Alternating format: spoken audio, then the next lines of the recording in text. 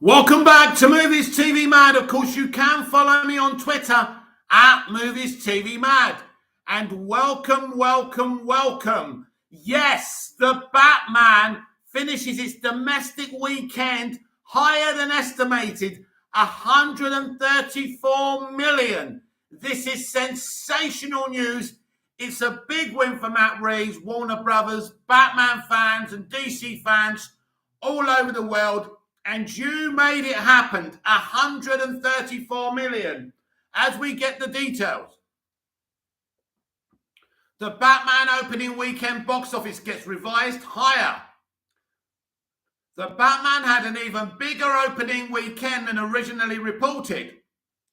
After bringing in a strong preview night haul, the Batman earned 134 million at the domestic box office in its opening weekend. That's the second best opening weekend at the box office since the COVID-19 pandemic began, and considerable jump from previous estimates of 128.5 million due to a stronger than expected Sunday showing. It's the biggest opening of 2022 thus far. To date, only Sony Pictures, Marvel Studios, Spider-Man No Way Home has had a better pandemic opening weekend box office showing, earning of 260 million in December. To get an idea of where this sits in Batman's cinematic history, Warner Brothers' last full Batman standalone movie reboot was Batman Begins in 2005.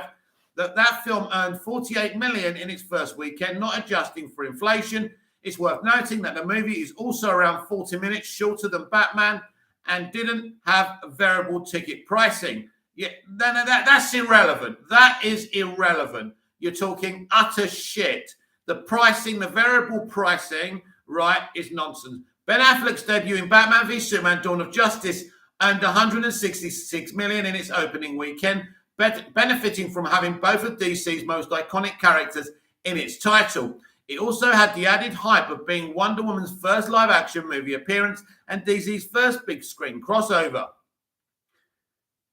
It's a reboot. The Batman is a very good reintroduction of the Batman movie franchise, but one that feels like a victim of circumstance. It feels like there was originally a clear, deeper thematic point in mind until the entire world took a chaotic downward spiral. The most we now get from the Batman is a final message of, hey, things are really messed up, but let's try and help one another. What are you talking about?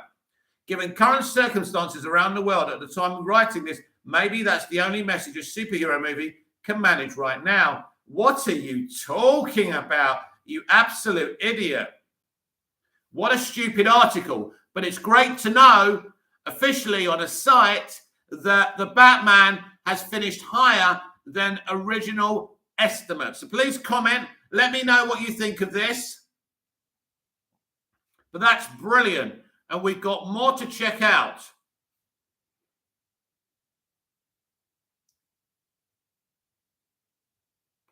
And Matt Reeves also talks about the Batmobile. We're specifically trying not to do anything that was overtly designed. We really wanted it to be a car that could drive through Gotham without drawing huge amounts of attention. We wanted to make not only something that fits the story, but also something that would please fans. And I think it did both, and I think we can say that. Matt Reeves says Robin could appear in a follow-up to the Batman, though only if he can find the right story for the character. There'd have to be emotional stakes to get drawn into that character's story. Interesting.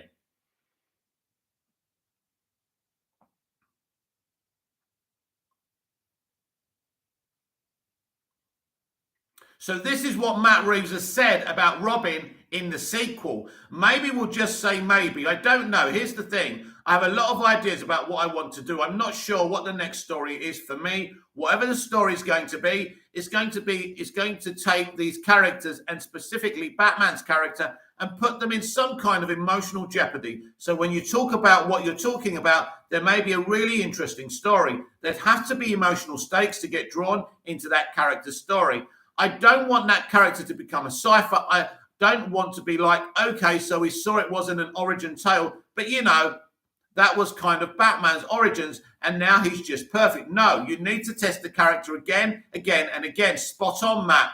And for me, yeah, there might be something in there. I don't know. There's a deep dive that already happened at the beginning, and now I'm going to have to deep dive again if we have the chance to make another one. And so we shall see. So that's a very, very interesting point of view from Matt Reeves about Robin. If I was a betting man, which I'm not, I would expect to see Robin in the sequel. So there's that. And it looks like we're going to have to catch up on this when everyone actually finally turns up, because there's no one in the chat right now as I'm reading this.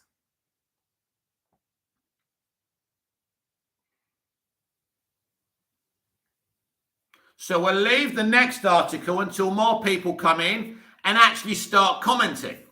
But so far, Matt Reeves is considering having Robin in the Batman sequel. Very exciting. He speaks about the Batmobile. We've read an article about the 134 million adjusted box office for the domestic weekend. It's huge. They predicted 50 million, 100 million, 130, even to the realms of 200 million. But 134 million domestic weekend for the Batman is huge. It's really, really good. It's fantastic. And Matt Reeves and Warner Brothers must be talking a lot of things right now. Bit difficult. I don't think you're going to hear a green light for the sequel until Zaslav and Discovery take over and decide to green light it themselves. Villager, seems too early for a Robin, to be honest. Bruce still doesn't have his shit together. Yeah, but that doesn't mean you can't have a Robin. You can have a Robin that challenges Batman and those issues and those situations. So no, I don't think that should be a problem for bringing Robin into the movie. But it's not definite. It's something he'll consider. I don't believe that he hasn't got the next story in his head. But yeah, I would be very excited, as we all would be, if there was a Robin. Matt, being a huge Batman comic fan, would be very happy to add Robin. But as he said, it needs emotional stakes. And as he said, Batman's shit, he's still got to be challenged. It's not happily ever after. He's still got, he's got things to sort out. But Robin will be a very exciting thing.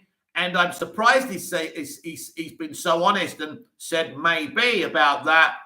So very exciting, very exciting. Doesn't mean it's going to happen. It means it's a possibility. So I'm very, very pleased with that.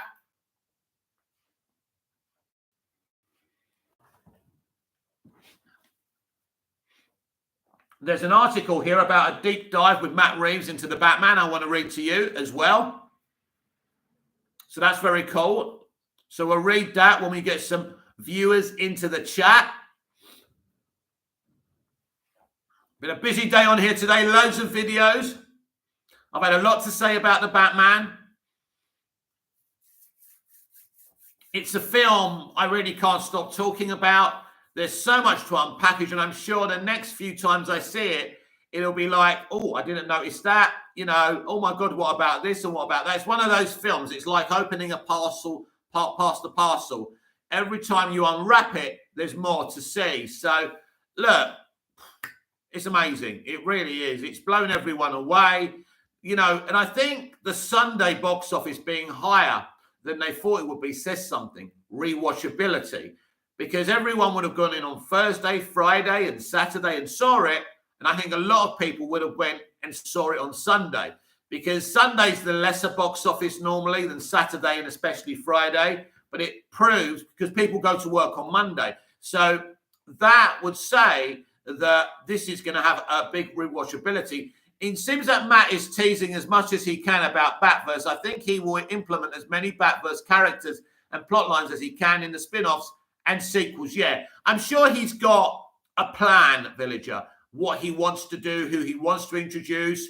Clearly, he can't introduce 200 characters from the comics, which if you add them all up, which all the characters people have asked him about and what everyone wants, is simply not plausible. But he had a lot of characters in this movie. He'll have a variety of characters in the next movie as well. It's one of those things, you see. This is a different kind of creative. the knowledge he has of the comics, the love he has of the comics is very different to, as I say, he's very different to other creatives. And yeah, I like him very much. I respect the fact that he supported Zack Snyder when the Snyder Cut was released, and he said, it's great that your movie came out. You finally got it done. So very beautiful man. Villager, word of mouth is working like a charm for the Batman. The more the people love the Batman, the more they also may give the DCEU a chance. This is not just a win for the Batman stands, but for the DCEU stands. Yeah, this is a win for everyone who loves DC. You know, I want this. I want great DC movies that do well, that make people love it. Now, the DCEU is a different kettle of fish. It has lacked consumer confidence. The movies recently haven't done too well, but of course, it's a huge year, and it's an event year for the DCEU, 3 huge movies. John Hymek, sorry I'm late. What are we talking about tonight? We're talking about the fact that the new finalized domestic box office is higher than the 128 officially projected. The final domestic box office weekend is 134 million, which is huge. John Hymek, so yeah, that's it, John, yeah. And we were talking about the Batmobile, and Matt was saying how he wanted a Batmobile that could get about Gotham City without being noticed, and something the fans would really, really like. And also, Matt Reeves has also said that he's considering having Robin in the sequel, but he's not quite sure yet. So that's also very exciting. So if you watch the video back, you would have heard me read that out as well. Unfortunately, sometimes these videos take a while to get warmed up, and I need to talk about something. I don't want to sit here in silence because people rewatch the videos and they deserve to see something, don't they? So how Matt Reeves made Batman his own from Chinatown to the Batmobile. Filmmaker 2Kit Podcast Matt Reeves sits down for a deep dive into how he found and created his own distinct Batman. What Matt Reeves initially pitched to Warner Brothers wasn't a story idea. There was no premise or villain, only an approach. What Reeves promised the studio was he would tell his story in a more emotional and empathetic way than previous Batman films. He would make the story more personal and adapt a more subjective mode of filmmaking where the audience experienced the film through Batman's point of view. I mean, it's a sensational take, isn't it? The studio knew that Reeves accomplished this empathetic approach to the hero's journey with the motion-captured Gorilla Caesar Andy Serkis in Reeves' 2 Planet of the Apes films. That was enough to make them believe Reeves could be entrusted with its most valuable and beloved piece of IP. But when it came time to face the blank page with co-writer Peter Craig, Reeves admits it was more daunting than usual. It's horrifying. Where are we? Where are we gone? It's horrifying because there have been great movies. This is a character that's been beloved for over 80 years. It's crazy, said Reeves. When he was guest on IndieWire's Filmmaker Toolkit, you're thinking, well, I've got to show my love for the character, which I have, but I also show that there's something that feels like a reason to do another version of the story. Reeves settled on the 2 North Stars. One was his initial pitch to tell a more personal Batman story, and the other was to focus on the detective side of the Batman lore, an element previously explored more in comics than on screen.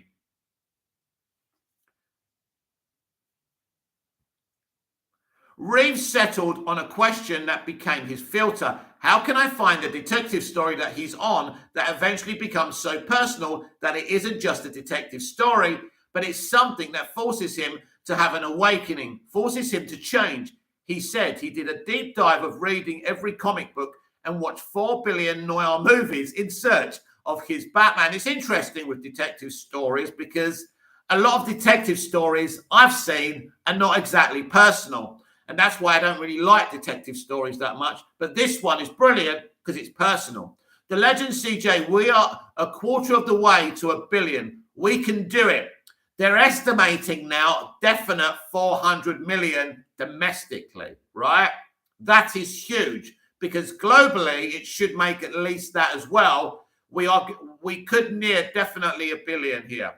His search for detective narrative steered Reeves towards the conspiracy-driven films of the 1970s, where each new twist in Chinatown and All the President's Men revealed another layer of corruption. Not only did Reeves see parallels in the news during the Trump administration, it also became the key to unlocking how he'd make the detective story personal.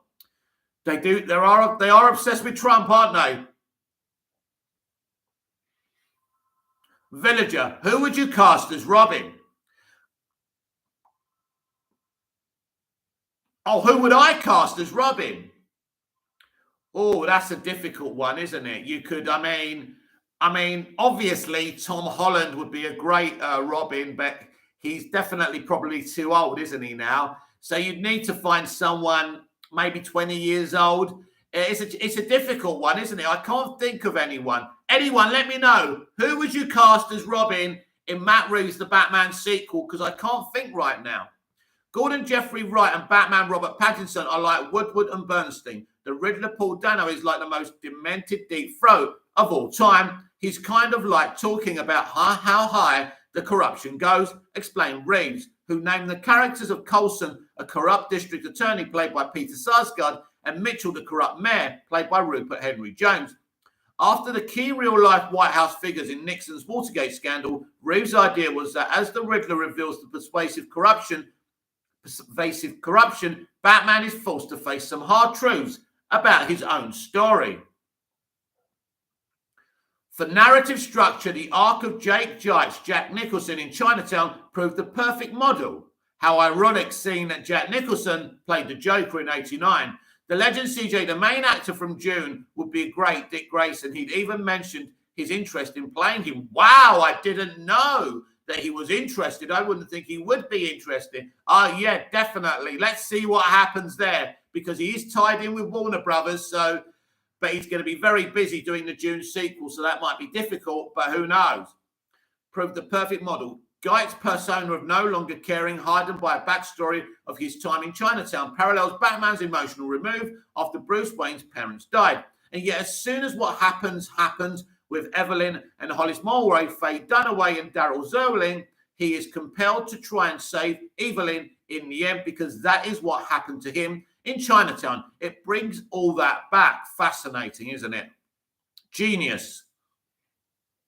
As Reeves and Dano have said in a number of interviews, and the DIY hooded costume makes obvious the Riddler is based on the real-life Zodiac killer who terrorized the Bay Area decades ago. It felt like the darkest sort of Rogues Gallery character, said Reeves. It seems like the Zodiac may have been inspired by comics at some point. For Reeves, it was more important than anything that the Riddler be Batman's mirror image. Bruce has all these resources to build all this and do all this stuff himself. And here's this guy who's on a budget does the same, said Reeves. And the two of them are haunting echoes of each other in my mind. Exactly. Because they're both working from a place of vengeance. Brilliant. John, how about Will Powter as Robin in the Batman sequel? Yeah, Will Powter is very good. James Gunn has cast him, of course, in Guardians of the Galaxy Volume 3. I've got a lot of time for Will. He's a great actor. I remember him from the Lion, Witch and the Wardrobe film as well, which he did really well in. So I'd definitely be interested in him. Here, the subjective filmmaking Reeves studied in films of Alfred Hitchcock came into play. It all comes from Hitchcock, which is this idea that he makes the audience into a voyeur. Fascinating. And implicates them because we all are fascinated with watching. And then there's a kind of question about the morality of watching, said Reeves, who starts the film in Riddler's point of view. Right at the beginning, we are voyeurs with this killer and we are connected to him. And I wanted the audience to be implicated in that. Wow. Reeves went on to explain, look, when you go to see a Batman movie, there's an expectation and a desire to see him unleash on the criminal element. This idea that he's saying that he's vengeance and that the audience would enjoy that the way that they did in the teaser trailer. I wanted a movie where that would be the entry point, where the Riddler's character leaves Batman, makes the hero question his vengeance, and the audience questions what it once lustfully wanted to see. Now, this is very interesting because, in a way, Batfleck is in the same way in BVS. He is more vengeance than Batman. He's an older, grittier Batman, but he's really punishing villains because of the pain he's feeling and the loss of Jason Todd, of course, in the backstory that Snyder put in there. So all similarities, and Batfleck is inspired by Superman, and Pattinson is inspired by the people of Gotham. Where are we? Metahuiven. The Batman is so cool. Yes, definitely. Great movie. Seen it twice. And as I say, it's like a pass the parcel. The more you see it, the more you want of it. Reeves said Robert Pattinson, who expressed physical vulnerability and compulsion in the Safdie brothers' Good Time, embodied a Batman compelled into violent, painful vengeance every night. Ben Affleck's decision to step away from the role also allowed Reeves to explore a younger version of the character who doesn't yet have a grasp on his power. He's a loner, he said. There's no Lucius Fox, Bruce Wayne's business manager, who traditionally supplies the high-tech Batman gear. He doesn't have anybody helping him. He's doing all this like a kind of hobbyist, like a gearhead. He's got a kit car in his garage. The idea was to make a Batmobile that looked like you could have built it yourself if you were totally into cars. All of the gear is stuff he's been developing on his own, like kind of obsessive tinkerer. Now, this is interesting. This is very similar to what George Lucas did with all his ships in Star Wars. You can see where the screws went in, where the rivets went in. Amazing, brilliant. Reeves broke down how the Batsuit is designed to have scratches, scrapes, and seams. The viewer can see Pattinson's character made it himself. The car is always on the edge of control, giving the sense it might break down at any moment. Reeves admitted he left out a scene where the Batmobile for a moment doesn't work. Each of Batman's wingsuits swoops through the air, feels out of control, like Batman might not swing out of his free fall. The director detailed watching GoPro YouTubes with cinematographer Greg Fraser to figure out how they would capture that visceral sense of falling out the sky with little control. Amazing. Reeves wondered aloud if Pattinson's Batman might, with maturity, learn how to use the Wayne fortune to step up his high-tech gear game. He might not try to do everything on his own, said Reeves before adding, but part of me thinks he's just an obsessive. Very, very interesting. And that's a really good article, by the way, and I really enjoyed reading it. So that was really cool as well. So there are your updates about the Batman. Really, really exciting. It's really, really good. And the hype just doesn't stop, does it? Amazing. Brilliant. So what do you make of that, everyone? Well, we've only got one viewer at the moment. It's a dead start at the moment. Luckily, I had some stuff to read to keep myself occupied. So when people come in, we can keep this chat going. But the box office is a sensational surprise.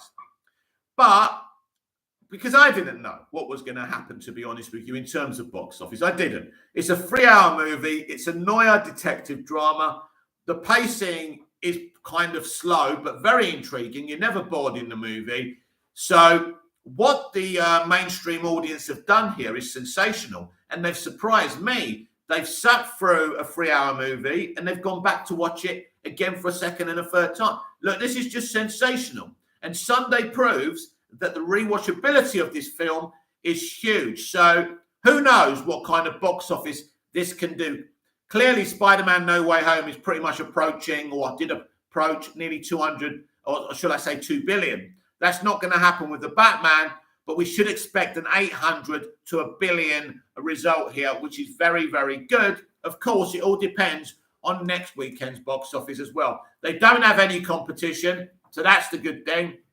March was a great time to release it, a great idea from WB as well. And so it's really worked out well. Because, you know, they had to make a decision what they were going to release when. I mean, the Batman could have been the central movie in the summer, but they decided to go with Black Adam. And the reason for that is because Black Adam is a more mainstream movie, and I get that. And it would need the uplift of the summer to help out as well. The Batman doesn't. So I think that's why the Batman was released in March. Metahuiven, the movie made me think about the Arkham trilogy. Yeah. I think, well, he's already said he's going to do a haunted house horror movie, HBO Max show that involves Arkham. We saw Arkham referenced in terms of the family Arkham, so there's something huge is happening. We may not necessarily get an Arkham show that's set in the modern day. It may actually be the Arkham house rather than Arkham Asylum. And I think we're going to get a type of American Horror Story show, but I think this will set the scene for what he's going to do in the sequel. And I think it could be an Arkham movie as well. This man has got ideas. He knows what he's doing. It's very exciting, and I can't wait. But I'm happy we're getting an Arkham show instead of Gotham PD. We'd already had a Gotham PD with the Gotham 5-season series. No point doing it again. Metahuven, indeed. Yep, that's right. Basically, these two shows they're giving us, the Penguin one and the Arkham, which is really exciting to me, is definitely very interesting. It looks like he's setting the scene on Arkham's history. Now, I don't know why he's so interested in Arkham's history. So it looks like that's something that will play into everything. Because if it's a haunted house thing, I just don't know where he's going with that. That's interesting to me. So let's see how that plays out. I definitely think we're looking at a type of similar thing to American Horror Story Season 1, which was very, very similar. So it'll be interesting what he's going to do with that. But these Batman spin-offs on HBO Max are really going to, uplift the subscription count on HBO Max as well. Because the Batman is huge, it's popular, and people are going to come to HBO Max. So this is huge for the streamer. So this is all good. Matt Reeves is the future of DC live action. I'm sure of it. This is very, very good. So the Batman is being received very well. People like it. I like it. No, I love it. And I'm loving this positivity around the movie. The Legend CJ, what villains do you think Batman has put in Arkham in the first 2 years? Well, clear. Let's go past the elephant in the room. Joker, Riddler, maybe a version of Mr. Freeze is already in there. Who knows? You could have Scarecrow. Scarecrow could already be in there as well. I mean, there could be quite a few. I think basically, if the second movie is an Arkham movie, it's populated with the people he needs to make that an interesting movie. Who exactly is in there, I'm not too sure. Maybe Poison Ivy as well. Metahuven, we could explore the Court of Owls. Well, they could be the ones pulling the strings from the background, you see. I think he is going to explore the Court of Owls for sure. I think a Court of Owls show, origin show about them would be amazing, by the way. He may set that up for the sequel. As I say, the potential to what Matt set up in this 1 3-hour epic is so exciting for me because the potential is limitless. Amazing. But absolutely, they've spoken about the Court of Owls. I think Matt seems to be saying yes to everything. Maybe, I don't know. So we're going to have to wait and see. He's keeping us all guessing, and I think that's really right and true. We have got a merger coming with this studio, so probably no dates for the streaming shows or official announcements for the sequel. Wonder Woman 3 got basically, as it was released, it was given the third movie, and I think that was a protective, deflective tactic. And I'm still not sure if Patty Jenkins will get that movie, even though she's supposed to get it. But I'm not sure about that. She seems to be sacked everywhere else.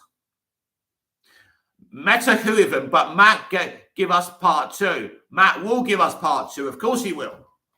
But he has to be allowed to give us part 2, and it's not official yet. But with this box office, it's a slam dunk, isn't it? My advice to people is enjoy this film at the moment. The spin-offs and the sequels will come. No problem with that. I can't wait to get it in 4K. I've already pre-ordered it. I love watching films at home in my own leisure so I can examine them, enjoy them.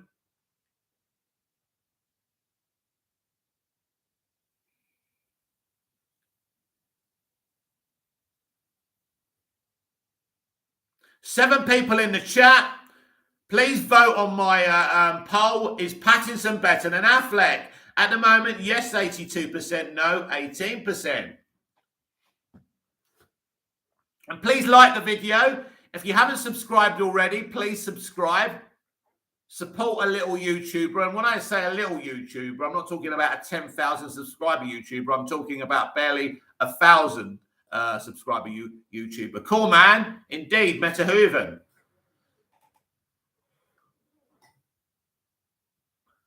So everyone's excited. Everyone's happy. And this is the buzz we were looking for, because we've been talking about this film on this channel for a very long time, as everyone on different channels has. Ben Pottimeyer. I love the fact we have different interpretations of Batman, as do I. I still enjoy Affleck a little bit more.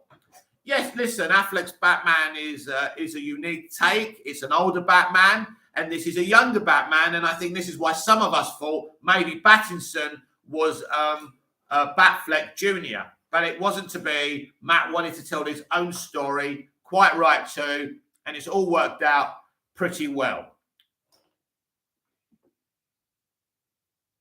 But I did really like Robert Pattinson in the Batman. I think he did a good job. He's a new kind of Batman for a modern age, as far as I'm concerned. And the people who can't really see that, you know, because those other Batmen wouldn't work now, wouldn't work in 2022. They are Batmen of their time, and Pattinson is a Batman of this time. This is why Adam West worked in the 60s. Adam West wouldn't work now.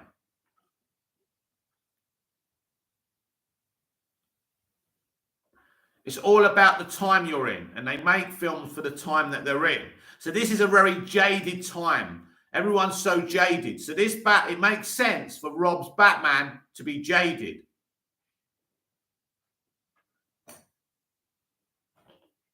And to be in this kind of dystopian kind of Gotham City, with the flood being kind of subtracted away from society.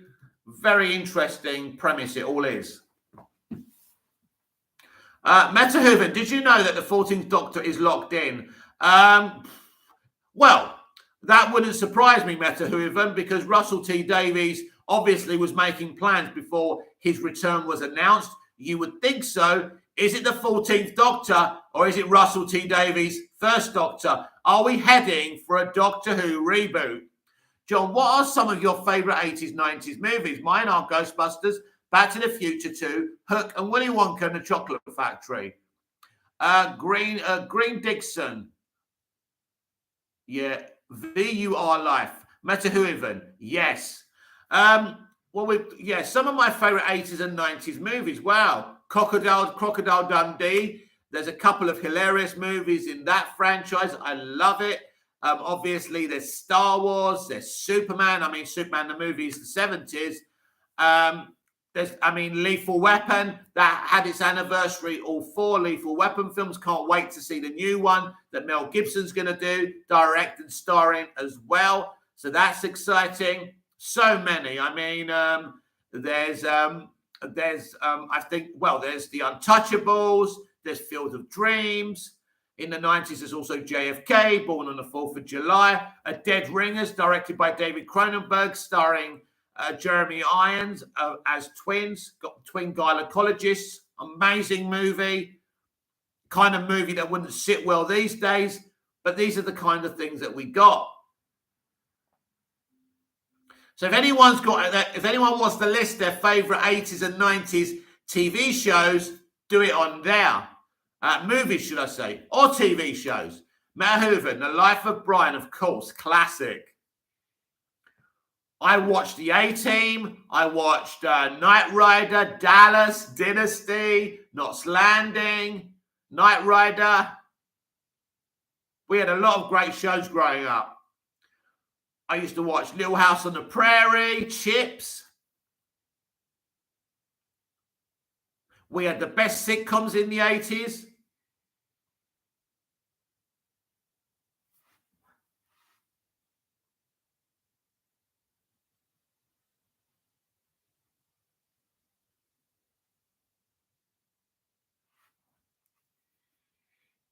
John, Quantum Leap. Yes, what a classic. Apart from the Lee Harvey Oswald episode where they tried to say he was the lone gunman, which I didn't agree with. Apart from that, I mean, it was a great episode, but they had the wrong answer to that question. But yeah, Quantum Leap was absolutely great. Red Panther, do you think the next Batman movie will still have detective vibes, or that they will be more like superhero movies? No, they'll never be like superhero movies because Batman isn't a superhero. He's a comic book hero. He's a comic book character, but he's not a superhero because he doesn't have superpowers. But I don't think it'll be like a superhero movie. I think that he'll be a little bit more unwound. He'll be a little bit more less broken, but there'll still be a journey to go there. And I think, yes, they'll still have the detective vibes there. But that depends, of course, if this is an Arkham movie. If this is an Arkham movie, then the detective vibes won't be there. There'll be no need for those detective vibes. But it'll still be dark and gritty. That's important to say. It's really difficult to answer that without knowing what Matt's actually planning. Meta Hooven, Ferris Bueller's Day Off. Yeah, that's a great film. Police Academy. Oh, yeah, I love the Police Academy movies. Another bunch of films that wouldn't sit well today. As a teenager, I wanted Callahan to destroy me. But yeah, the Back to the Future movies, E.T. is a classic movie. Such a simple movie, but so effective. Ghost, another great movie. The Accused, starring Jodie Foster. Silence of the Lambs, again starring the great, iconic Jodie Foster. Did you ever watch live-action Spider-Man TV show? I did, John. Yes, I used to love that show. If I went back and watched it now, it'd probably be very dated. But at the time, yeah.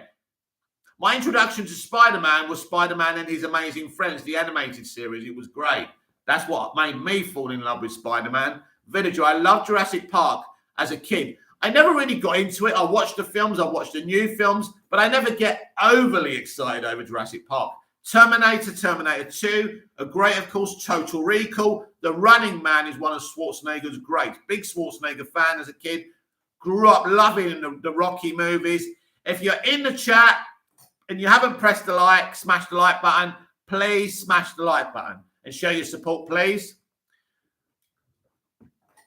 Meta Hooven, Dead Poet Society. What a fucking amazing, tragic movie. I can't say it on here because they don't like me saying that word, but when that kid does what he does. Robin Williams, what a legend. He was funny. He was a great performer. He was serious. No one's ever going to outdo his genie in Aladdin. Red Panda, a fun fact is that David Fincher wanted the city in his movie 7 to be called Gotham, but WB did not let him. Well, I don't blame them. But that just shows you actually that maybe that's why, obviously Matt knows this, and that's why he gave this film such a big kind of shout out in his movie. Pretty awesome, though. I didn't know that. John, Demolition Man is one of my favorite movies. Demolition Man actually is a look at our future, isn't it? You get fined if you swear. It is the world we live in today. Soon, we'll be going underground and eating rat burgers. Demolition. Ben Pottimeyer, Patrick Swayze's Ghost. Yes, a much better movie than Dirty Dancing. Ghost is an amazing film. Again, a simplistic, cheap film to make, but what a film. Very special. I love that movie. I love watching old movies I grew up watching, and they still hold up. Well, yeah, the old ones are the best because they were about telling stories. Cinema was different back then. There's no question about that. We live in very different times, and there's no originality anymore, that's for sure. Although the Batman is very original. Although, saying that, it is taking from a lot of other films, so maybe there's not as much originality in that film. But the Batman is amazing. No question about that. Please don't misunderstand me. I mean, The Goonies is a classic. The Omen are amazing. The first one directed by Richard Donner, starring Gregory Peck. And after that movie, Richard Donner would direct Superman the movie. Ghost was a sensational film, though. I went to see that. I was 17 years old. How old was I? No, hang on. How old was I in 1990? I think I was 18 years old. I was 18 years old and I was dating a French au pair. And we went to see it together. She didn't even understand what was going on and she cried at the end as well, which is nuts. John, Fright Night. Oh, yeah, classic. And they dared to do a reboot of it starring David Tennant. Shit. I love David Tennant, but, you know, come on.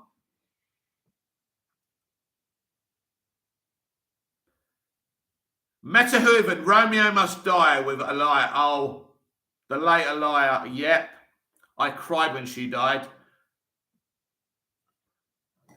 So what do you think, Meta Hooven, of these David Tennant 14 Doctor rumours? I think they're quite funny, but I don't dismiss anything in this industry. But Doctor Who is going to be very, very different. There's no question about that. We may not even see Whittaker regenerate into the next Doctor. That's how different it's going to be. Oh, Jodie, a more friendlier.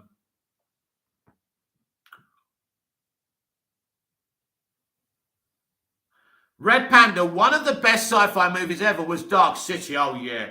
Lots of imagination. Blade Runner, you know, originality. I mean, I don't know what ages you are. I'm 49.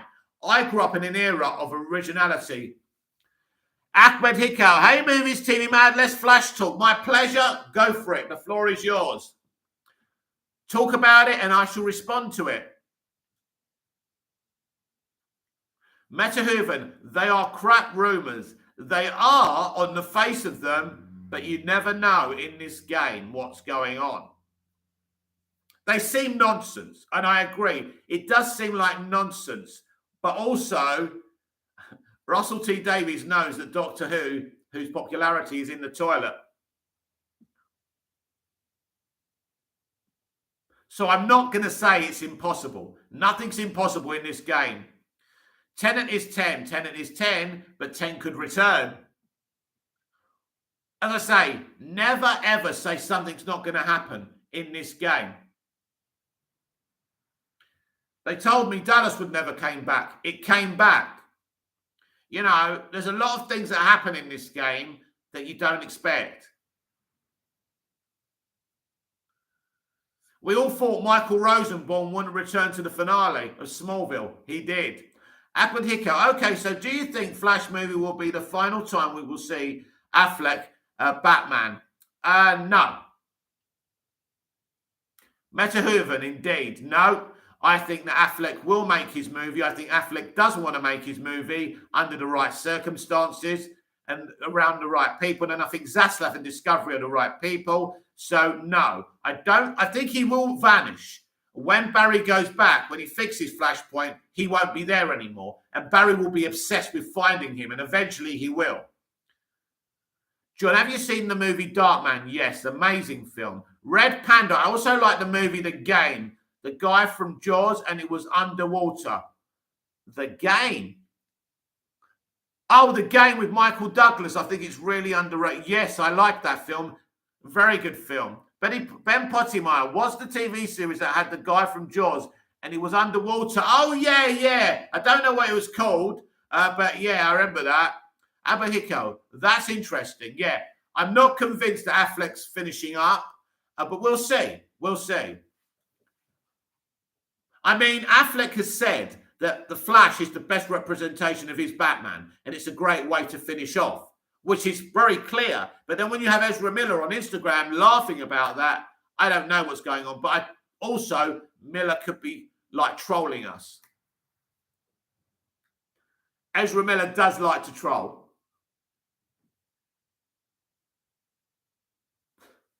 So it could be Ben's finale, but again, like the Doctor Who thing, I'm not going to give finite answers because anything's possible in this game, in this industry. Basically, it's up to Ben Affleck. If he goes, it's because he wanted to go. If he stays, it's because he wanted to stay. So, Alan Hicko, you said he wrote his role in the movie, right?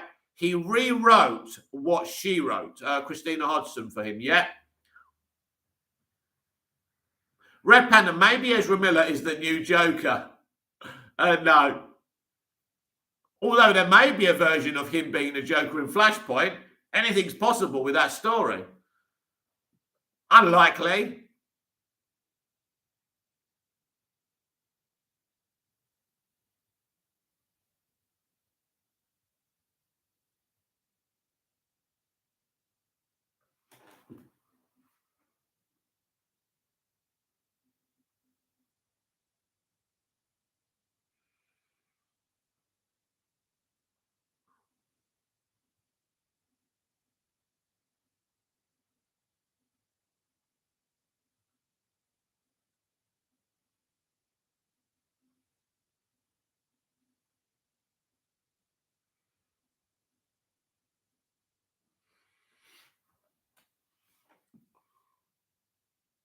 Hisham Kishi, what's your favourite animated movie? Oh, there's so many, but I think Aladdin is a beautiful movie. I think that's pretty much the perfect movie. That's one I really enjoy, but there's so many. Snow White was the first animated film I saw in cinemas. I was dying for a wee for the whole movie. I was only little. That's a beautiful look. Disney used to be a great company, not the kind of greedy bastards they are today. And virtue signalers they are today. But some of the animated stuff is amazing. I mean, actually, I love, not movie, but WB's Bugs Bunny and Looney Tunes. I grew up on them. Love them.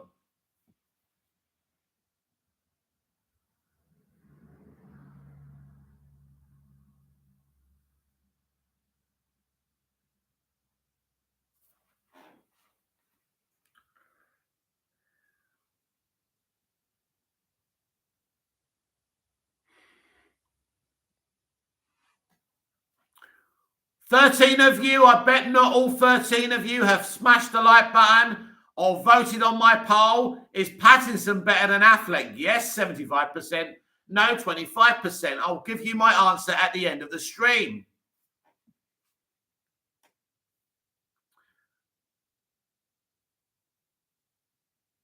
Ahmed Hikawa, is it confirmed?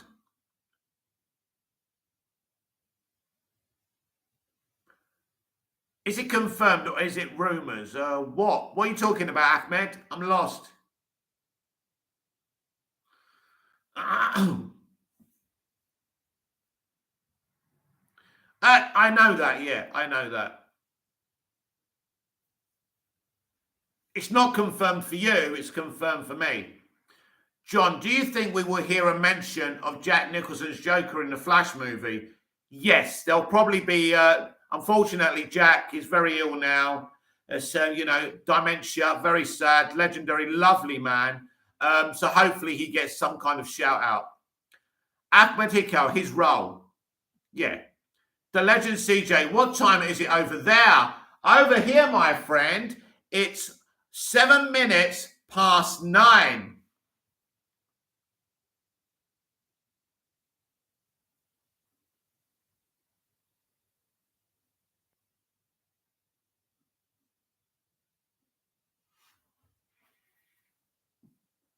Hisham Kishi, I miss 90s animated movies like Aladdin, The Lion King, a Goofy movie. Disney has lost its creative spot. Yeah.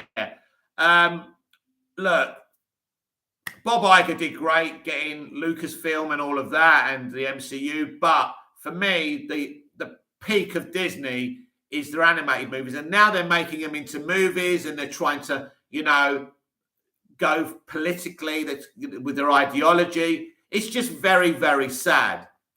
We just can't enjoy something anymore. They're even trying to say the movies we watched were wrong and bad and this and that. And it's just very sad.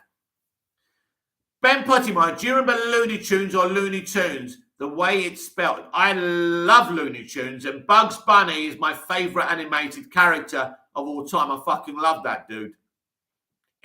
What's up, Doc?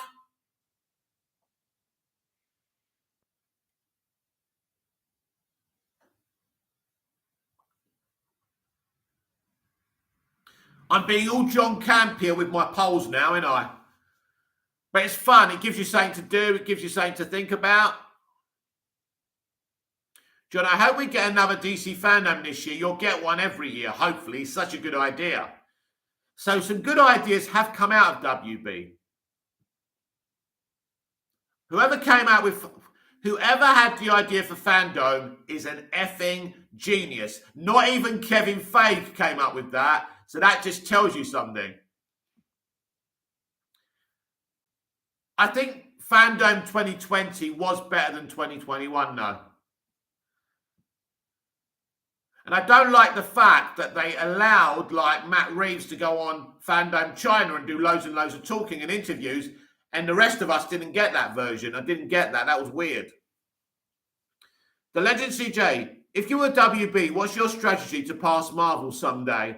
Well, it's difficult because obviously the DCEU doesn't have consumer confidence, but I think what they're doing is really, because they decided to try and save the DCEU, what they're doing makes sense. You know, things like Super Pets, really good idea. But yeah, what they're doing with live action is a good idea, but it's difficult for them to surpass the MCU now.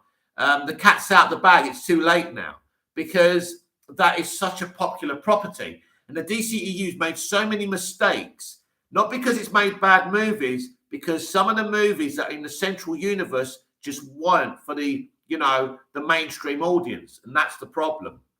If Snyder had his own universe like Matt has, it would have been fine. So it's very difficult to overtake Marvel. And they don't really need to take over Marvel. They just need to be successful and they need to excite people. That's what they need to do.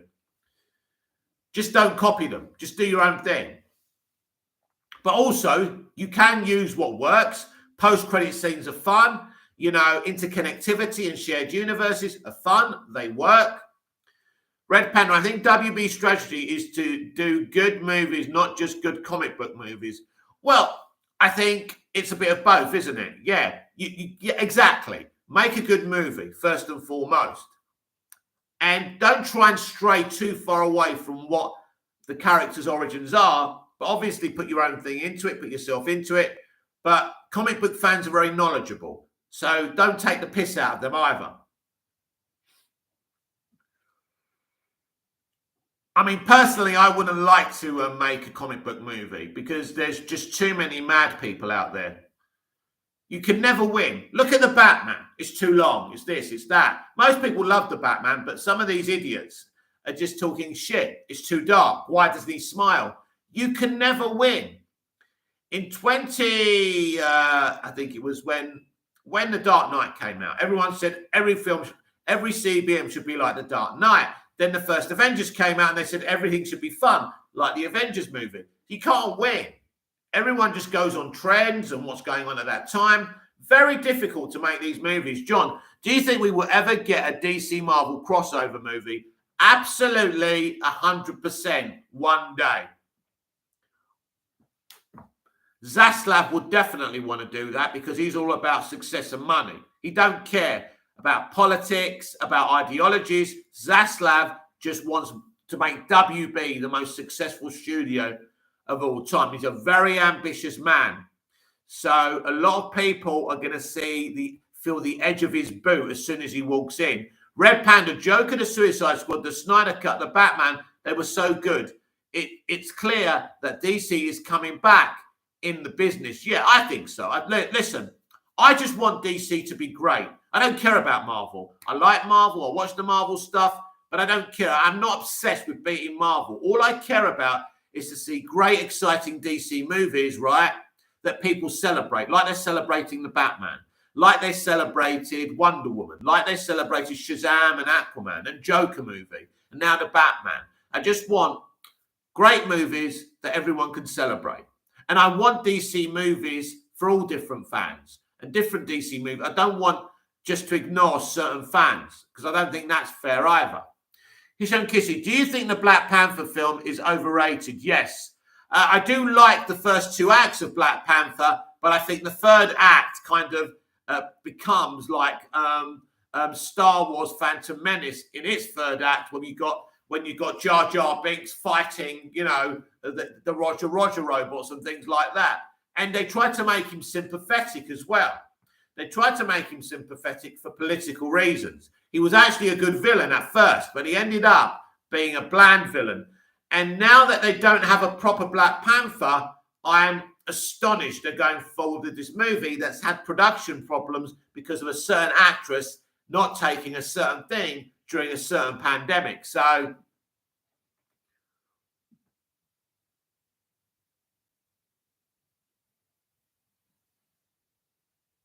I would laugh, though, if Doctor Strange wasn't the film everyone thinks it's going to be. That had major reshoots as well. They injected a lot more cameos into that film because they have no faith in that character. That's why. The first film was good. I enjoyed it, but he's not exactly a very popular character on his own. So that's why. And actually, in Marvel Comics, Doctor Strange is a very popular character.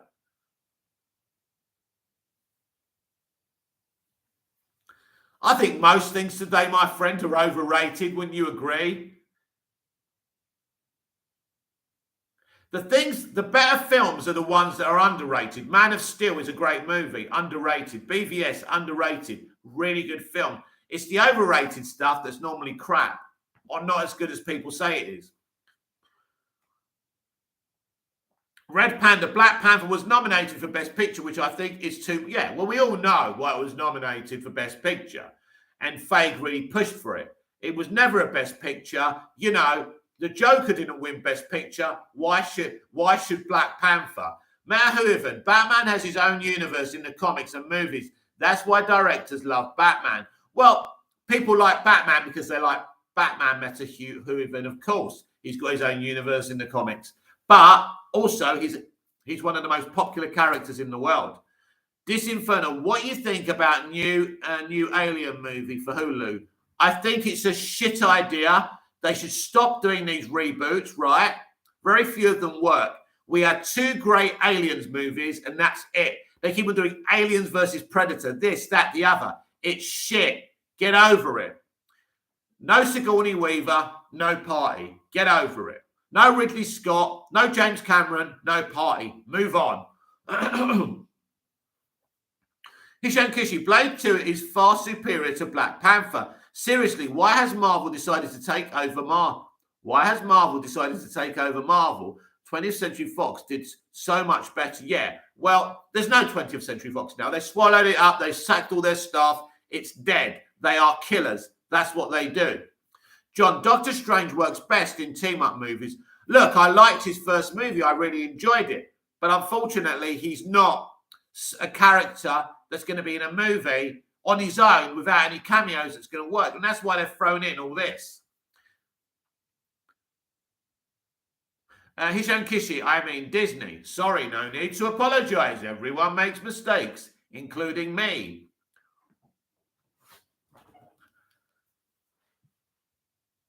Especially when married women slide into my DMs. I just don't have the willpower to say no. My bad. But if the husbands don't feed them, they're going to go somewhere else, isn't they? Don't take your women for granted and then complain that they cheat on you. If you took care of business, they'd stay with you. They'd be good to you. But if you're not good to them, they're not going to be good to you.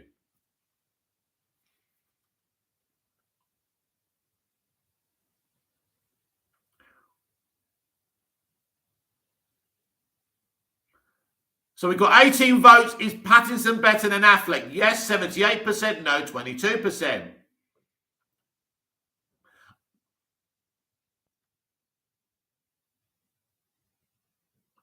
$11 likes, 11 viewers. That's cool. I can live with that. But if you're new and if you haven't subscribed, please subscribe. Welcome to the 12th viewer. Comment, hit the poll. Let us know what you think. At Movies TV Man on Twitter. I'm around all day looking for updates and breaking news to keep you all updated. So I am on the pulse all day with DC live action.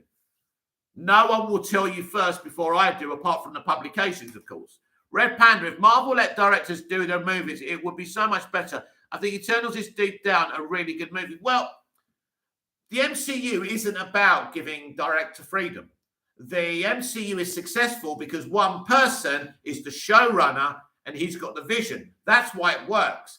If that man wasn't there doing what he was doing, then I don't know, because Disney are not the type to let people control the narrative in their movies.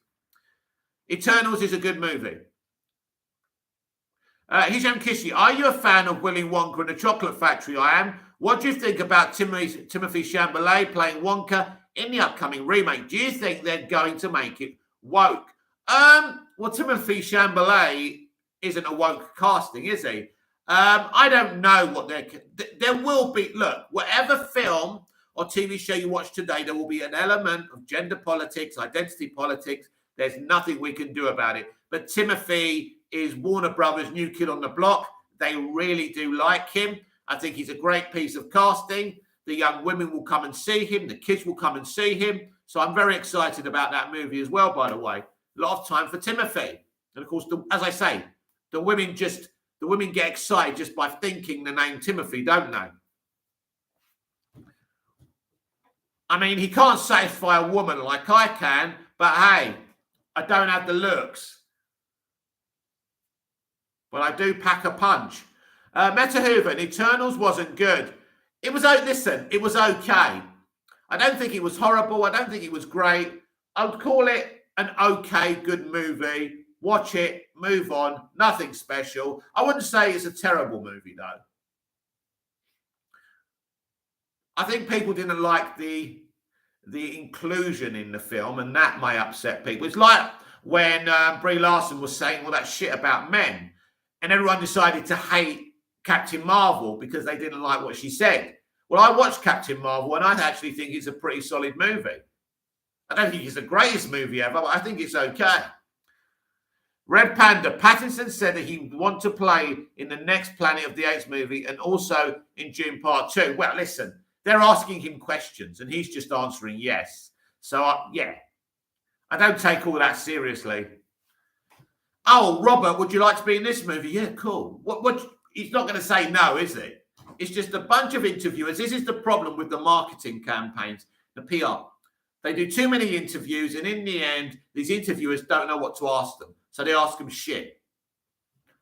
Luckily, because of my experience of the industry, I know how all this works. So, yeah, don't take too much notice of that. He's not going to have any time for much. He'll do a few indie movies. He'll do this and that.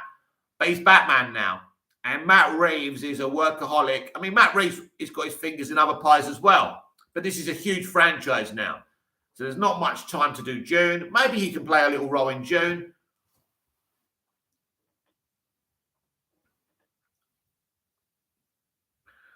But in Matt Reeves, we've got our own Kevin Feige.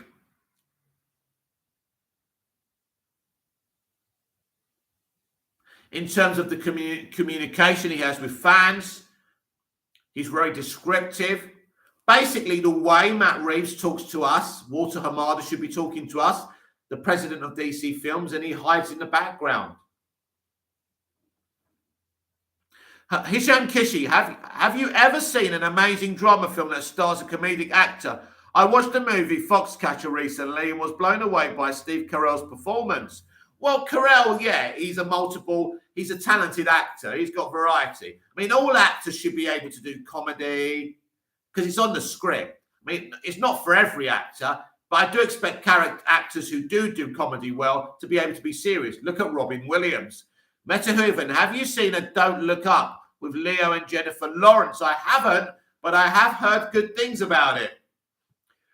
And I think Leonardo DiCaprio is a phenomenal actor, and the trailers for those films, for that film, he looks really amazing.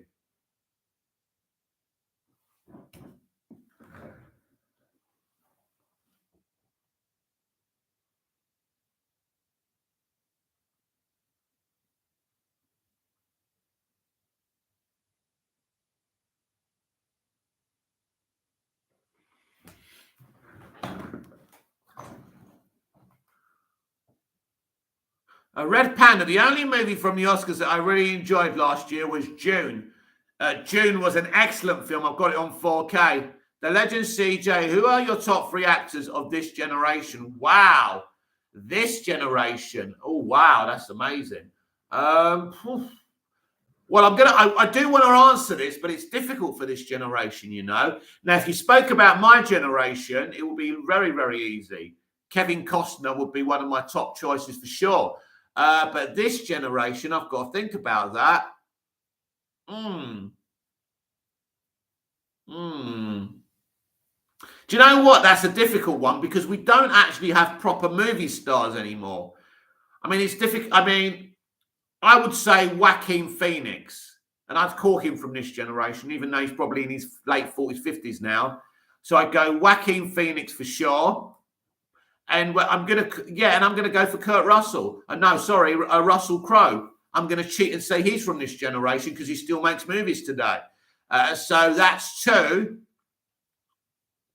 And Leonardo DiCaprio. They're my top 3. But the younger guys, really, I don't think I would pick out any of them. John, if the Flash movies does not work, we have still got Matt Reeves. That's their out. That's their plan B for sure. He's the right man to run a universe, and he's the future. I do feel bad for directors like David F. Sandberg, who did a very good job with the first Shazam. My nephews and nieces loved that movie, and many kids loved that movie. It was for kids. It was great. Aquaman was great. Let's see what happens. Red Panda, Robert Pattinson is definitely a good actor. Yeah, definitely. But you know who I'm really impressed with? Mr. Harry Potter. Now, that actor has done really well. He's picked a lot of interesting streaming films, independent films, and he's done very, very well for himself. Hisham Kishi, I'm sorry, but Christian Bale blows Leonardo DiCaprio out the water. Well, I don't really want to have a competition between Leonardo DiCaprio and Christian Bale because I agree. They're both fantastic actors. And I just didn't think about Christian. He's an amazing actor. But I wouldn't put Christian Bale above Leonardo DiCaprio, and I wouldn't put Leonardo DiCaprio above Christian Bale. I'll say we're even there. The legend CJ, have always felt the greatest Hollywood actors have gone to DC, such as Marlon Brando, yes? De Niro and Nicholson speaks volumes. Yeah, I mean, De Niro, obviously Al Pacino has not been in a DC movie, but these are great actors. I mean, I grew up watching great actors, and I'm proud of that. Proper actors, and we have proper movie stars. We don't have movie stars now. And it's interesting now, you get the guy who plays Thor for Chris Hemsworth. He can do really well in a Thor movie, make loads of money for the studio, but when he does something else, it's a flop. But in my day, we had movie stars who had box office reliability like Schwarzenegger, Stallone, Willis, Costner. Costner did Robin Hood, Prince of Thieves, biggest film of the year. The title song went to #1. He did Bodyguard, biggest film of the year. Title song went to #1. You know, we had proper movie stars, reliable, consistent movie stars as well. Red Panda, I also like McConaughey. He was amazing in Interstellar and True Detective. I'll tell you where he was really good as well. Time to Kill with Samuel L. Jackson. He was very good. He's a very good actor.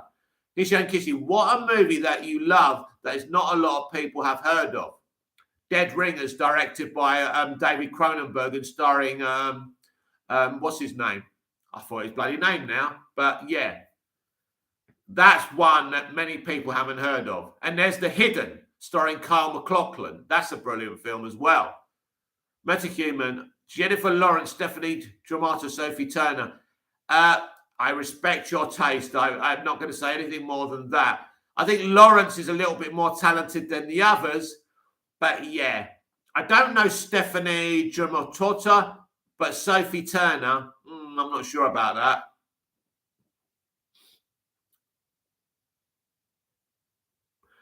The female actress I look up to and I grew up with is Jodie Foster. I think none of these modern actresses can hold a candle to her. And they're too busy shouting how great they are. Metahuven Cruise. Tom Cruise has had a sensational career and actually a really good actor. I mean, Born on the 4th of July for me is his greatest achievement. Jerry Maguire is another great film. I prefer his non-action films, if I'm honest. The Legend CJ, growing up, what was the most hyped movie you saw marketed? Batman 89, for sure. I've never seen such an overhyped marketed movie with Prince's songs, everything. And when you watched it, you thought you liked it and it was amazing, but you thought the way they were going on about it, it was going to be, you know, like nothing we've ever seen before. But the marketing was very, very hyped. I've never seen hype for a movie like that. It was the first Batman motion picture of all time. And Warner Brothers knew they had hold of something special. And it was a Jack Nicholson starring movie. He had first billing over Michael Keaton. Meta Hooven, Stephanie is Lady Gaga. Stephanie is Lady Gaga. Oh, right. Okay. John, one of Robert Pattinson's best movies is Good Time. Haven't seen it, I'm afraid.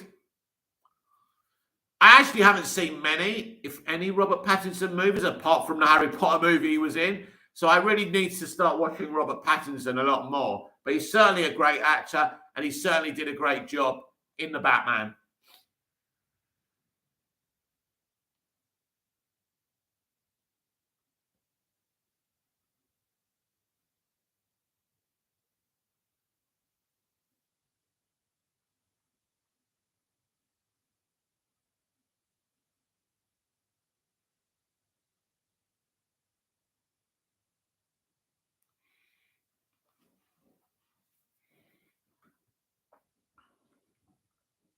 Wow, we've been here over an hour, have we?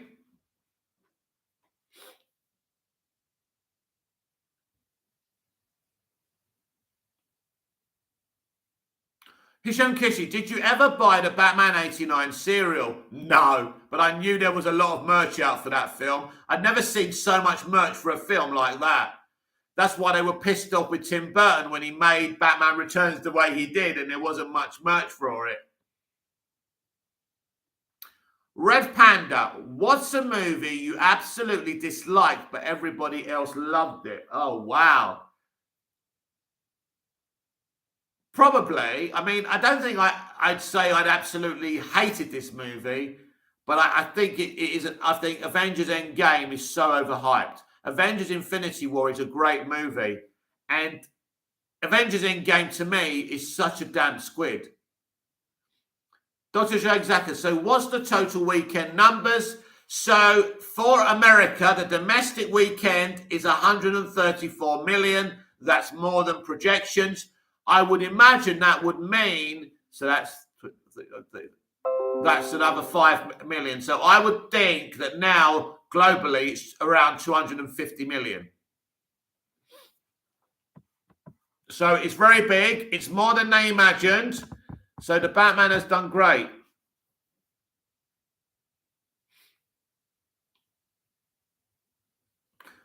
Hisham Kishi, same. I hate Avengers Endgame. They made an arse of Thanos. Yes. And they also made an ASS of the Hulk in Infinity War. There's no way the Hulk would be afraid of Thanos. That's ridiculous. That's like Superman being afraid of Darkseid. John, there was lots of merchandise for the Batman, but none for the Joker movie. There was no point, was there? The Legend CJ, is the second weekend more important than the first in the long run? Well, this is how it works for me. You do need a strong opening, but you also need consistency in your second week. Batman vs. Superman broke records in its first weekend, but it had one of the biggest drop-offs of all time. I think about 80. I think it had an 80% drop-off, which was disastrous. So we hope, and the Joker movie had a great second week. That's what led it to its billion. So now the most vital thing is the second weekend. We must pray for a small drop-off. Dr. Zayzaka, it's my birthday today. Can I get a happy birthday? I'm so happy the Batman came on my birthday week. Will I see you again this week in IMAX? Happy birthday, Dr. Zayzaka. I hope you have a lovely birthday. And it certainly is a great time to celebrate with DC and the Batman doing so well.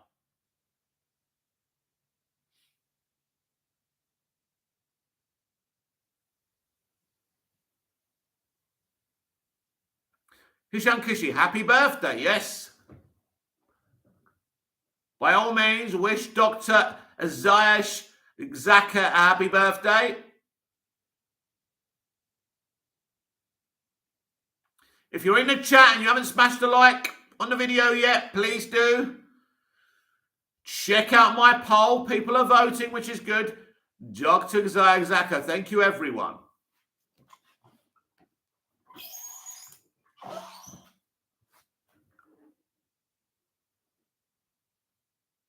Hallelujah. I was watching the Snyder Cut today. What a film. What a film. Abraham Herrera, is it really necessary to compare the Batmen? Not really, my friend, but I thought it would be fun, so I decided to do it. The Legend CJ, Dr. Zayazaka, is it also my birthday? No, sorry. The Legend CJ, Dr. Zayazaka, it's also my birthday. Happy birthday from across the world. Happy birthday, the Legend CJ. Red Panda, Gravity was a little overrated. Gravity was a little overrated, in my opinion. Gravity was, yeah. Sandra Bullock is the most overrated actress in the world. I don't even rate the woman, but she's got DNA, you see. Dr. Zayazaka, I hope we can have a watch along together once it comes on HBO Max or on digital. That'd be fun. Dr. Zayazaka, yes, the Snyder Cut is awesome. What a film. One of the best comic book movies ever made. Hopefully soon, in a few weeks and months, we'll get confirmation of the restoration of the Snyderverse.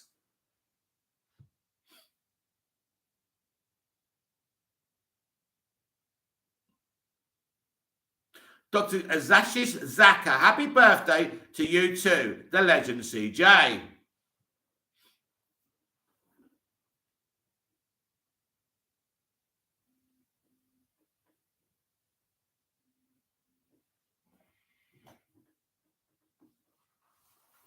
Abraham Herrera, I say both are la creme de la creme. I think you're right.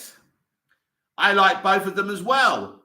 I don't mind George Clooney, so. Dr. Zayazaka, the Snyderverse announcement will melt the internet. It will, and it's going to happen. The Snyderverse is definitely going to get restored. I can tell everyone here that's going to happen, and I will do a dance as well. Because the man deserves to finish off his arc. And if he wants to do more, just give him his own pocket universe and let him do what the fuck he wants. He's a good man. He's a talented man. He deserves this. And I can't wait for Rebel Moon. The man's a genius. He's another genius. Red Panda, unpopular opinion. I like comic book movies that are 3 hours long or more. Well, I do. But I don't mind a short movie. And I think people start acting crazy when a movie's only 2 hours. It's not about the length of a movie. It's about the quality of a movie, isn't it? It's all peripheral to say, oh, this movie's not going to be good because it's only 2 hours, or this movie's no good because it's 3 hours. And these critics talk moaning about the 3 hours. Basically, it shows you what little they know about the medium that they're paid to evaluate and analyze and talk about. You and me could do a better job. They're useless. The Legend CJ, just make sure to go to the bathroom before watching it. I did. But also, don't start drinking Ice Blast while you're watching it. Dr. Zayazaka, I love 3 hour movies too. Albeit the quality needs to be top notch, of course.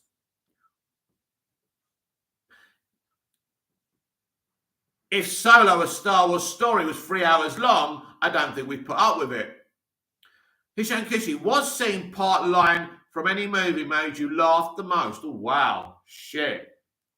I don't know. I think it would have to be a Police Academy thing, wouldn't it? It would have to be. Police Academy, when he tricks Harris or the coppers, whoever they are, I don't think it's Harris, but the two dodgy coppers, and the first one into going into the Blue Oyster. That's hilarious. That obviously wouldn't sit today. It's, it's very ropey, it obviously could be very offensive humor, but I thought, as a kid, I found that hilarious. Please don't shut my channel down.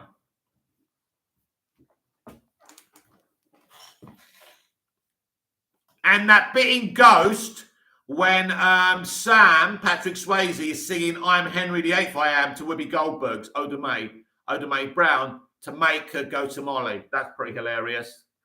Dr. Isaac, for me, it was this, the end, when Danny McBride tells James McAvoy it was him. The Legend CJ. The Room is one of the funniest movies ever. Haven't seen it. Hisham Kishi. Oh, I remember that, Lowell. It was a running gag in the film. Abraham Herrera. DC League of Super Pets looks fun. What do you think, Mick? Yes. I'm actually quite excited for that. I saw the trailer yesterday. Looks like we're going to get loads of Batman played by Keanu Reeves. And also we're getting Superman in it. We're getting all the characters. So it just looks like a fun movie not to take seriously. I don't care about Rotten Tomatoes scores, box offices and shit like that. I'm definitely interested in seeing it. Meta Huiven, speech or Lazard? Lazard. Oh, are you talking about Lazard's speech? When he's getting, you know, under the podium. The only Police Academy film I saw in the cinema, by the way, was Police Academy 4, Citizens on Patrol. Citizens on Patrol. It was a different time, wasn't it?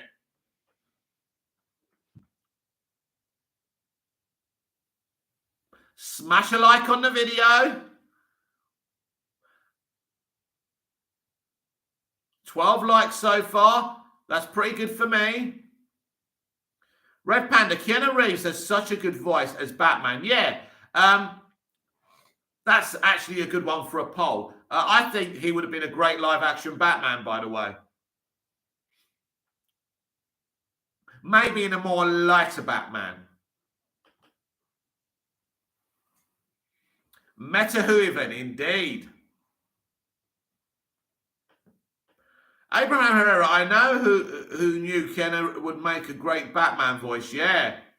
Well, it's the people making that movie, and I think The Rock's very involved in behind the scenes of that movie as well. Hallelujah. Kishan Kishi, everything in Nacho Libre makes me laugh super hard. I can't watch it anymore because I always run out of oxygen from laughing. Something else I haven't checked out.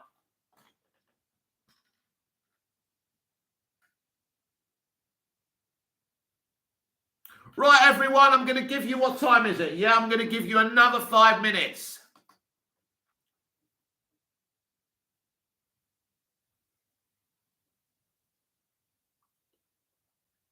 It's been a great live. We've had a great conversation celebrating the great box office of 134 million domestic weekend for the Batman.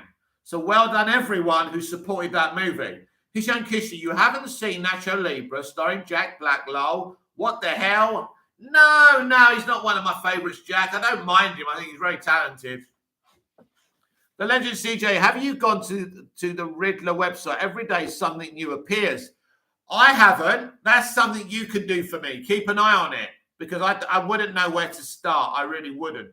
How all these messages keep on getting deciphered. But again, it's all part of the genius of Matt Reeves, which proves he can run his own franchise. It's amazing. I think the sequel will be greenlit on there. I think we'll get lots of surprises on there. We'll unlock the Joker Batman scene on there. So, yeah, everyone needs to keep an eye on it for me, because I wouldn't know where to start or decipher things. I can barely post a tweet. Meta Hooven, this was cool, dude. Stay cool. Thank you, Meta Hooven. It's good to have a Doctor Who fan in the house, isn't it? I want more Doctor Who fans adding me on my YouTube. But I do love Doctor Who. Abraham Herrera, did you see Grace's Superman and Wonder Woman casting for Pattinson? No. Tell me, Abraham, so I can have a good laugh before I sign off.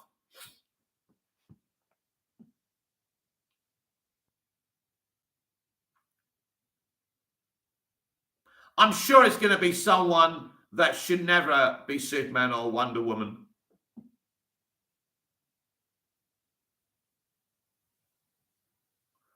John, did you hear that they are doing a Super Mario animated movie? I didn't know. I mean, listen, I love the Mario games, but I don't think they're good for films or cartoons. Metahuven, indeed.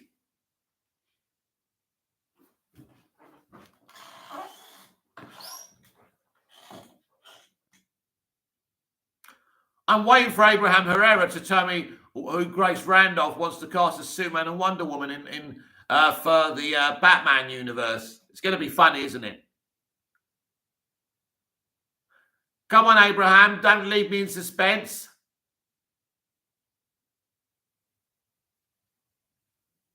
You can waste time with your friends when your chores are done.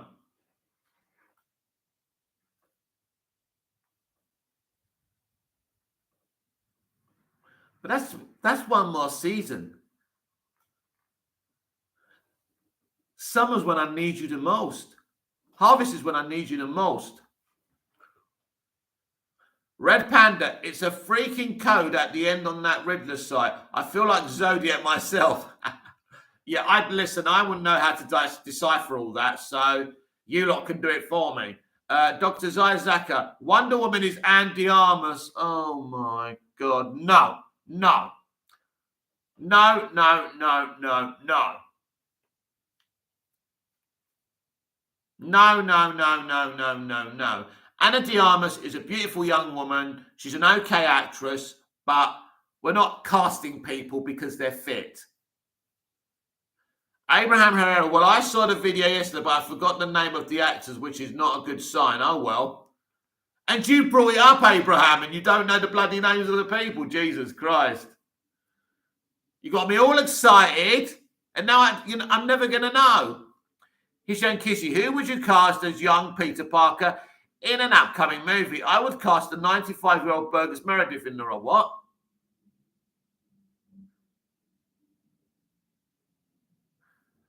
Who would you cast as a young Peter Parker in an upcoming movie? I would cast a 95-year-old Burgess Meredith in the role.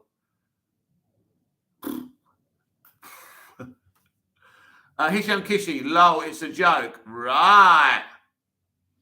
Ha ha ha ha ha.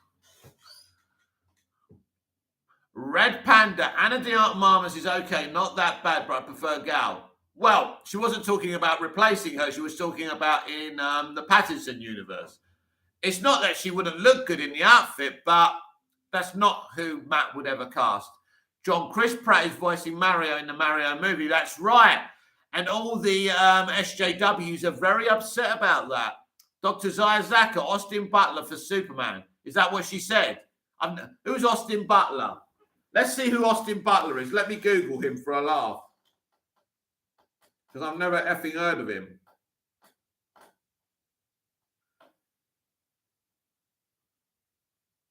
Austin Butler. Oh, this would be funny. He looks like he looks 10 years old. I mean, he's got a good face. He's got the nose and everything, I must say. But they need to build him up. Yeah, that's not a bad pick. She actually got something half right. He's playing Elvis in the back. Of course he is, yes. Warner Brothers man, another Warner Brothers man. They do get good talent, you know. Yeah, he would be really cool. And sadly, I was going to take my late father to see that film, but he died about 2 months ago. But I'm going to go and see that. Abraham Herrera, a Mario movie would work only if they do it in the vein of Wreck-It Ralph. Listen, I think that's a good idea. Hisham Kishi, who would the SJWs want to voice Mario? A 9-year-old girl? Well, the point is they think that he's getting too much. Listen, I don't know how their minds work. They don't like Chris Pratt, basically, because he's religious. And I think he's probably a Republican. That's why they don't like him. That's all it takes, isn't it? I'm not a Republican. I'm not on the right. I'm more on the left. But that doesn't mean I'm going to dislike people because they're on the right. But this is where we are today, everyone. The legend CJ, she also said Jake Picking would be a good choice for Superman. He has the build for Superman. Right, Jake Picking. I've never heard of him. So let's have a look.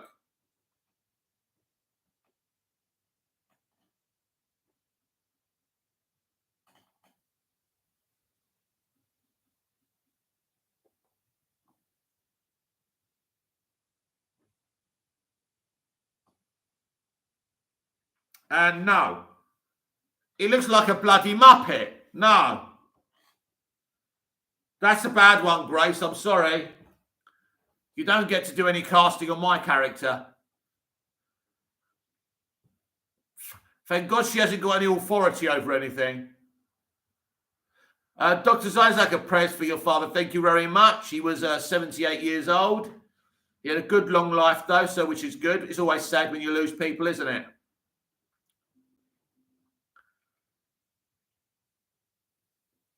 That's life, I'm afraid. Very sad, though.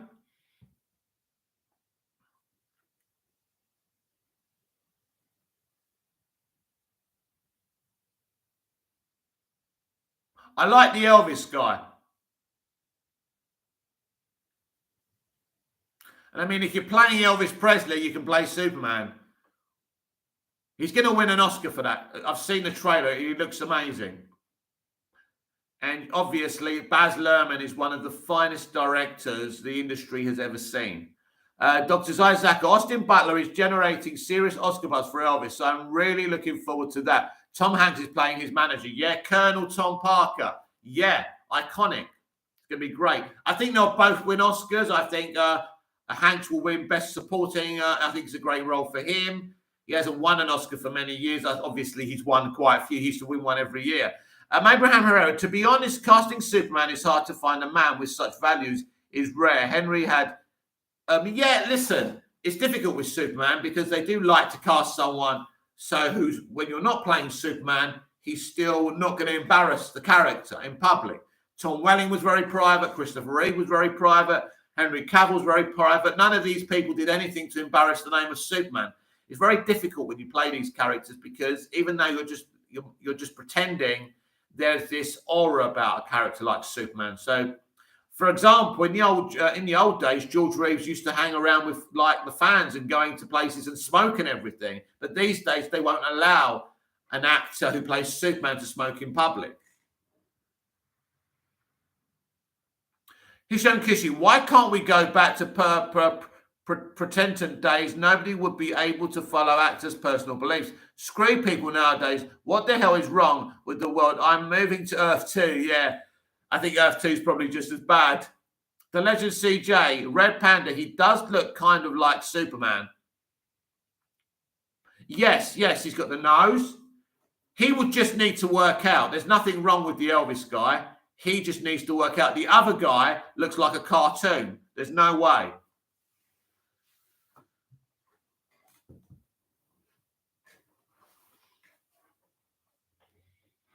But obviously, Austin Butler, if that's who we're talking about, her first pick, the Elvis guy, yeah, he's going far. And he's a Warner Brothers man.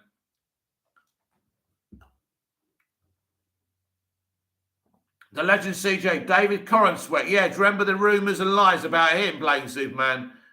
Creation K, good evening all. Hello, Creation K.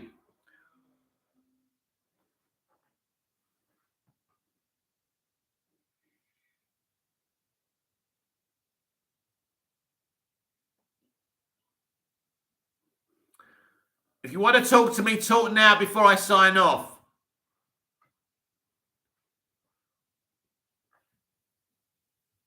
Hallelujah. Hallelujah.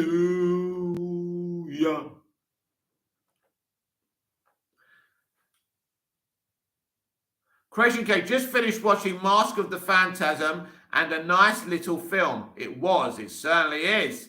Abraham Herrera, I also think it would be bittersweet to get another Superman before doing right by Henry first.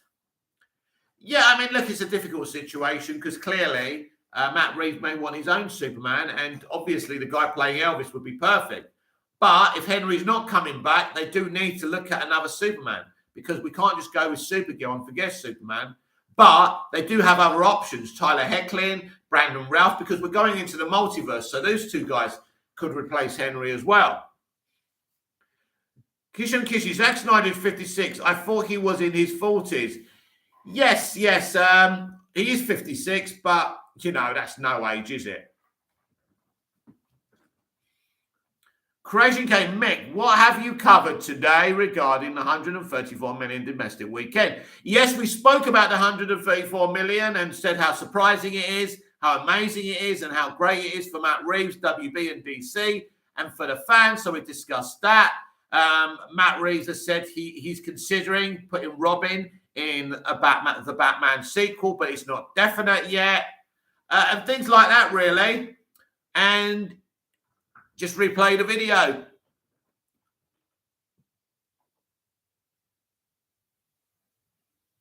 Dr. Zayazaka, my original pick for Wonder Woman was Catherine Zeta-Jones. Not for me. Oxena, both would kick ass. Respect your opinion, but not for me, for sure. Thank the Lord for Gal Gadot. She's perfect. Zack Snyder knows Wonder Woman, that's for sure. Watching her in the Snyder Cut, the man gets her, gets the comic books. Red Panda, Alexandra Daddario as Wonder Woman, maybe. Never heard of her. The Legend CJ, when will you come back to America? Oh, my God, I don't know. That's the question, isn't it? Maybe one day. Maybe one day.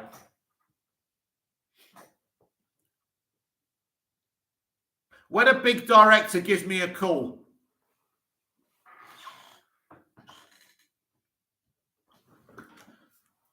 Creation K, nice. I wonder what the time gap between the Batman and its sequel will be. Any thoughts on that? You could have a 10-year jump. You may have a 10-year time gap. It wouldn't surprise me. Especially if it's a 3 years between the Batman and when the Batman sequel is released.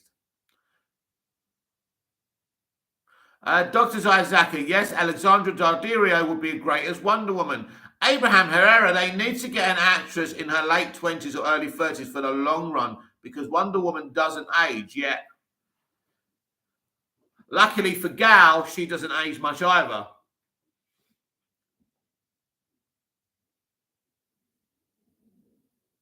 I think Gal's probably in her what? Late 30s?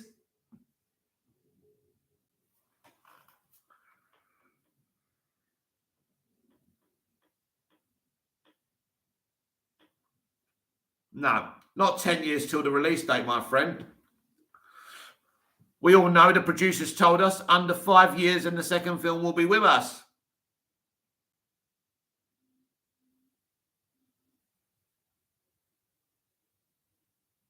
Gal Gadot.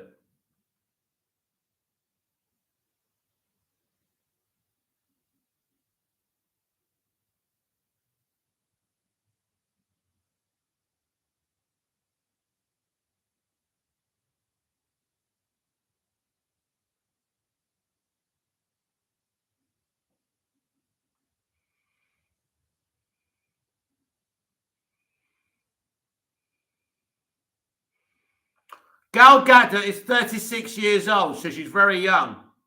So there's no worries about her at the moment.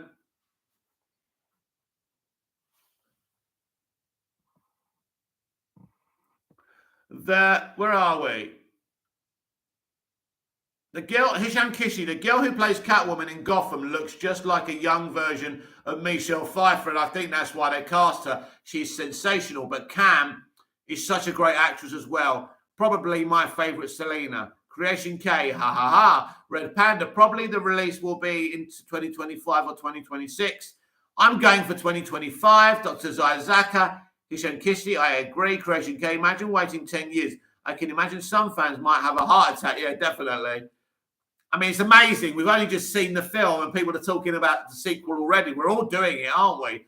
Abraham Herrera, I'm worried about the next Wonder Woman. I don't blame you. If Patty Jenkins is involved, it's going to be shite. She needs to go. She needs to be sacked. The only thing she wants to adapt from Wonder Woman is the Linda Carter TV show. Nightmare. She has to go. Simple as that.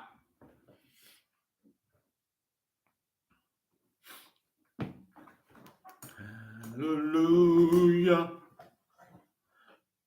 The Legend CJ, are you fine with having two different Supermans, Cavill's and other one for Reeves' universe? Absolutely, more than fine. That's what a multiverse is. You could have lots of versions of Superman, Batman, you know, Aquaman, any of these characters. Wonder Woman, yes, I'm more than happy with that. That is no issue to me whatsoever. It really shouldn't be an issue for anyone.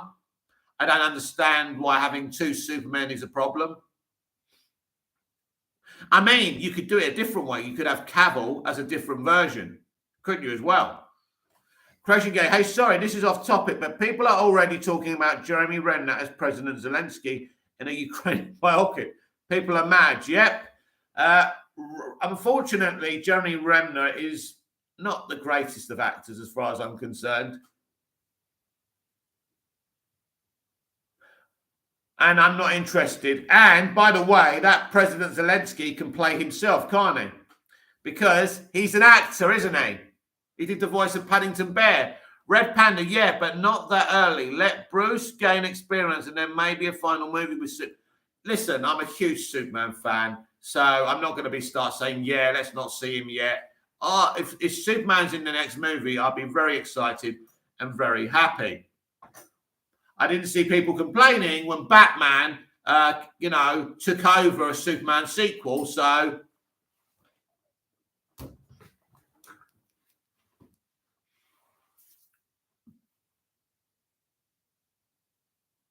Abraham Herrera, did you hear how Toby Emmerich is trying to take credit for Matt Reeves, the Batman, so he doesn't get fired? Yeah, I did listen. I did hear his speech. And although the speech made logical sense, considering what he did to Snyder, it's so hypocritical and ironic. He is going to lose his job. Many people are going to lose their jobs. Because Zaslav has been talking to people. He knows where the bodies are buried. It's over. It's over.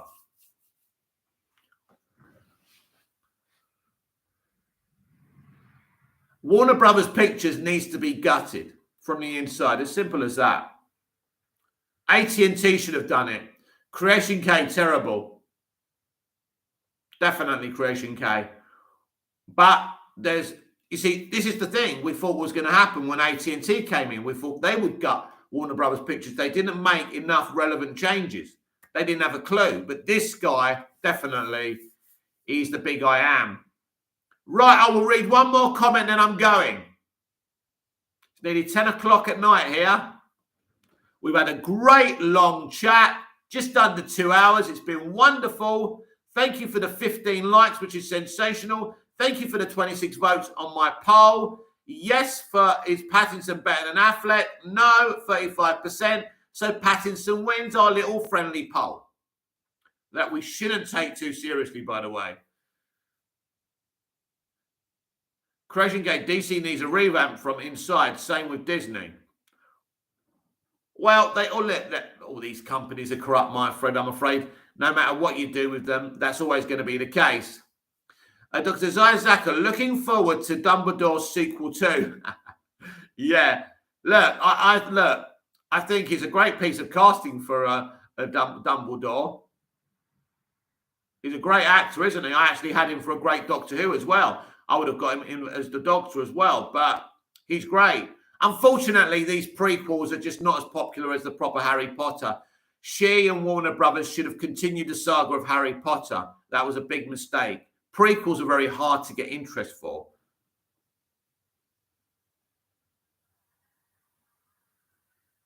This has been Movies TV Mad. I'm Mick, your host with the most. Just ask your girlfriends and your wives. Like, share, comment, subscribe. Hit the notification bell so you never miss his perfection. Abraham Herrera, lol, he knows where the bodies are buried. Ha ha ha. See you, Mick. Got here late, but see you next time. Thank you for coming, Abraham. I hope you smashed a like on the video. Yes, Toby Emmerich certainly knows where the bodies are buried. That's why he's kept his job for so long. And he brought in J.J. Abrams, which was very valuable. Creation K, see you later. Thank you for everything, Creation K. Thank you for your input. Thank you for the like. If you gave me a like, if you didn't, what you're doing, give me a like now, please.